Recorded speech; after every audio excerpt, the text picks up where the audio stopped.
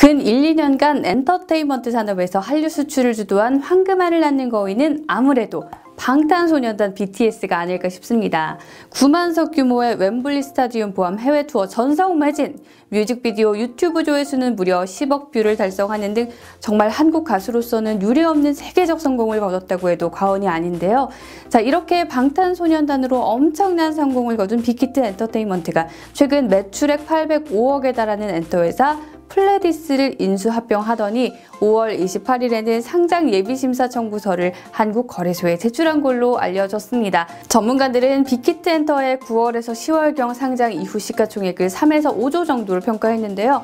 7월 2일 기준 YG, JYP, SM의 시가총액이 각각 7,045억, 8,111억, 6,085억인 것을 고려할 때 평가대로라면 정말 압도적인 엔터 분야 대장주로 자리매김할 것으로 보이고, 이는 엔터테인먼트 시장에 꽤나 큰 지각 변동을 가져올 걸로 예상이 됩니다. 방탄소년단이 근 2년간 큰 성공을 거두는 동안 사실 다른 메이저 엔터 기업들의 상황은 그렇게 좋지 못했습니다.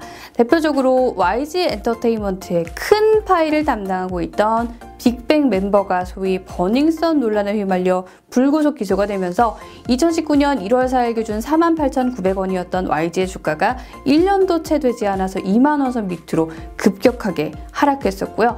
또 CJ ENM에서 진행했던 오디션 프로그램 프로듀스 101의 순위 조작 논란이 사실로 밝혀지면서 CJ ENM의 주가는 2019년 8월 한 달 사이 15% 이상 급락하기도 했습니다. 엔터주들은 다른 제조업, 서비스업과 다르게 회사의 소속 연예인이 부정적인 이슈에 휘말리면 주가가 급락하는 변동성의 위험을 안고 있습니다. 회사의 경영 전략 성패 혹은 시장의 상황 등 일반적으로 주가에 영향을 미치는 변수들 이외에도 예측과 컨트롤이 거의 불가능한 변수를 안고 있는 것이죠. 그래서 JYP 박진영 씨 같은 경우 인성을 중요하게 여기면서 연예인을 선발하고 교육하기도 하고, 빅히트의 방시혁 씨 같은 경우는 한때 애지중지 키웠던 걸그룹들이 말썽을 일으키는 것을 보고 난 걸그룹은 안 키울 거다 라고 선언하기도 했죠. 지금은 회사 크기가 커져서 키우는 것 같지만요. 아무튼 이렇게 연예인들의 부정적인 이슈가 큰 변수가 되는 이유, 연예인의 인기와 매출은 팬덤에 의존할 수밖에 없다는 점에서 기인합니다. 팬이 많이 생기면 매출은 자연히 늘어나는 것이고, 부정적인 이슈가 생기면 팬은 바로 떠나기 마련이죠. 엔터테인먼트 회사의 수익 중 큰 비중을 차지하는 음반 판매 수익, 그리고 콘서트 수익, 광고, 방송 출연료 등 모든 수익 분야가 거의 팬덤의 크기와 구매력으로부터 비롯됩니다. 콘서트 수익은 팬덤의 크기에 따른다는 말이 시장에서 지배적이고, 음반 판매 수익이나 음원 수익 또한 팬덤의 반복적 스트리밍, 앨범 공구가 큰 비중을 차지합니다. 팬덤의 크기는 소속 연예인들의 인기와 동시에 회사의 매출이나 주가와 직결되죠. 2015년 말 JYP의 걸그룹 트와이스가 데뷔해 꾸준히 대중들로부터 인기를 얻으며 팬클럽 회원이 큰 규모로 증가했고, 이에 따라 2016년 전반기와 하반기 음반 판매 콘서트 수익이 올랐듯이 대형 팬덤을 보유한 소속 연예인들이 매출에 큰 영향을 줄 수밖에 없습니다.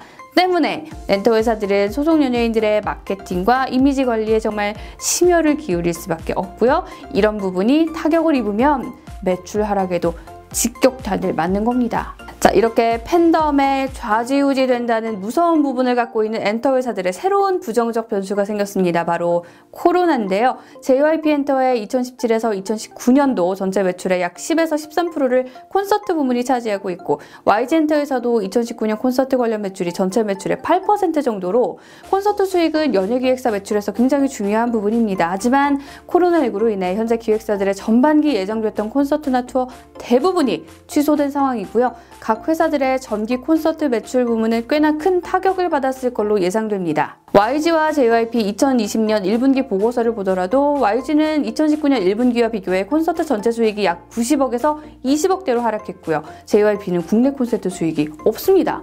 게다가 코로나19가 올해 하반기 들어서도 계속 진정되지 않는다면 콘서트 수익 부분은 장담할 수 없는 부분이고요. 이는 영업이익이나 주가에 어느 정도 부정적인 영향을 미칠 여지가 다분함을 예상할 수 있습니다. 그러나 이런 상황에도 불구하고 엔터주 매수에 대해 긍정적으로 평가하는 애널리스트도 꽤 많아 보입니다. 이유는 무엇일까요? 과거부터 꾸준히 국내 기획사들은 해외 시장의 개척에 힘을 썼죠. JYP의 박진영 씨가 원더걸스를 데리고 미국의 작은 무대를 매일 순회한 이야기는 유명한 이야기입니다.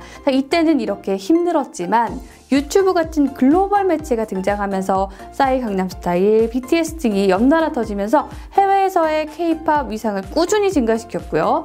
여러 드라마들도 한국 문화를 알리는 데 큰 공헌을 했습니다. 이렇게 K-팝의 글로벌 위상이 높아진 만큼 해외 시장에서의 매출은 전체 영업이익의 중요한 부분을 차지하고 있습니다.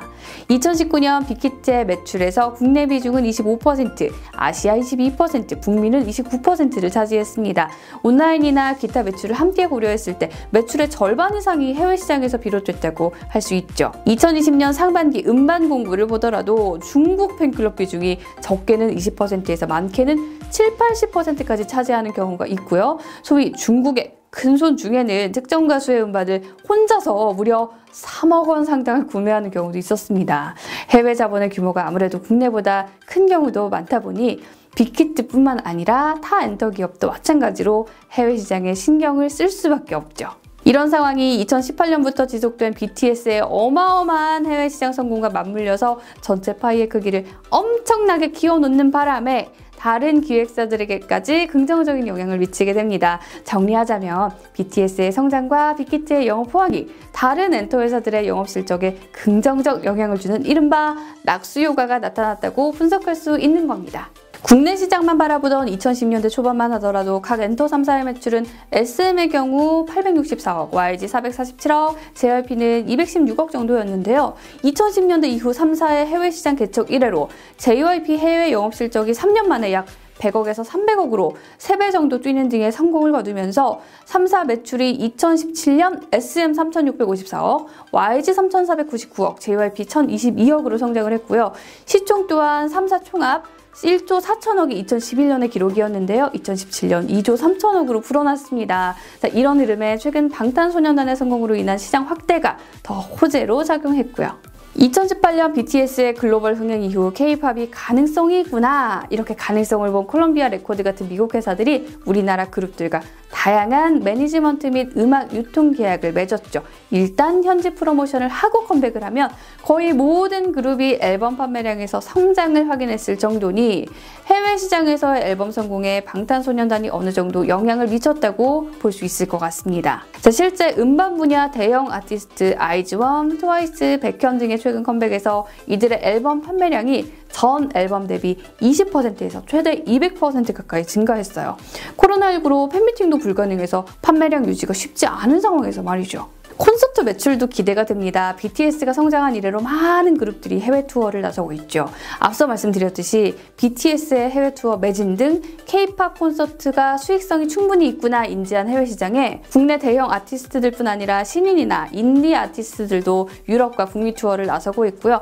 물론 코로나19로 하반기는 상황을 조금 더 지켜봐야 하겠지만 팬데믹 이전에 8년간 세계 공연 시장이 꾸준히 성장했음을 볼 때 장기적으로는 조금 긍정적인 시각으로 볼 수 있습니다. BTS 성공을 기반으로 한 빅히트의 상장이 하반기부터 2021년까지 K-팝 시장에 더 긍정적인 영향을 미친다면 앞서 말씀드린 낙수 효과의 영향을 더 받을 가능성도 보입니다. 게다가 최근 중국 정부의 한한령, 이른바 한국 제한령 조치가 완화되거나 해제될 조짐이 보이고 있는데요. 이렇게 되면 얼어붙었던 중국 수출 시장이 다시 활성화될 걸로 기대가 되죠. 5월 들어서 YG 엔터테인먼트 소속 연예인들이 중국 업체와 광고 계약을 재개했고요. 6월 말에는 한국관광공사가 중국 여행사와 공동으로 진행하는 한국관광상품 판촉 행사도 예정되어 있었던 것처럼 조금 긍정적인 시그널들이 보이는데요. 코로나19의 상황 속에서 언택트 관련 콘텐츠를 수출 가능한 엔터 회사들의 하반기 실적을 조금 더 기대해 볼 수 있다는 전망입니다. 이런 전망을 뒷받침이라도 하듯 최근 YG 엔터테인먼트 주가는 급상승 기류를 타고 있는데요. 지난 6월 25일 기준 32,500원에서 일주일 만에 4만원에 근접하게 치솟았습니다. 자, 지난달 26일 컴백한 블랙핑크의 음원이 정말 BTS의 버금가는 엄청난 성공을 거뒀기 때문인데요. 기네스에 따르면 해당 음원 뮤직비디오는 첫날 8,630만 뷰를 기록했고 공개 24시간 내 유튜브 동영상 최다 조회수 세계 신기록을 세웠습니다. 이외에도 스포티파이 내 K-팝 최고 순위, 빅뱅 이후 처음인 QQ뮤직 100만 다운로드 돌파 등 해외 모든 플랫폼에서 역대급 기록을 달성하고 있습니다.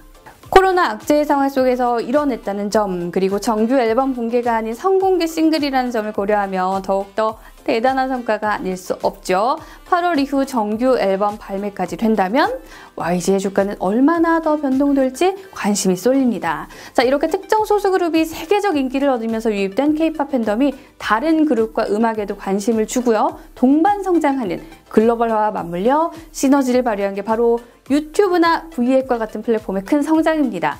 단순히 팬덤 증가뿐 아니라 조회수나 광고 시청에서 수익이 발생하는 유튜브 채널을 각 기획사들은 정말 앞다퉈 제작에 신경 쓰고 있죠. 2016년부터 19년까지 JYP와 트와이스의 유튜브 채널 구독자 수가 정말 꾸준히 증가했는데 2016년에서 2019년 JYP 사업보고서에서 초상권 외 항목 매출이 급증하고 있는 걸 봤을 때 유튜브로 인한 수익 증가를 추정해 볼 수 있습니다. 나아가서 V앱 전용 라이브 어플을 통한 소통, 인스타그램 같은 SNS를 통한 소통 등 다양한 경로가 열리면서 국내 시장 팬덤뿐 아니라 해외 시장 팬덤 유치 또한 더 가까이 오고 있는 것 같아요. 과연 엔터테인먼트 관련 회사들의 하반기는 어떻게 흘러갈까요? 코로나19의 악영향에 불미스러운 연예계 이슈의 발생으로 부정적일까요? 아니면 빅히트의 상장과 K-팝 수출 강세 흐름에 힘입어 긍정적일까요? 여러분의 의견은 어떤지 댓글로 남겨주시면 감사하겠습니다. 그럼 신지은의 경제백과는 다음에 더 인사이트 있는 정보로 인사드릴 수 있도록 최선을 다하겠습니다. 좋아요와 구독도 많이 부탁드릴게요.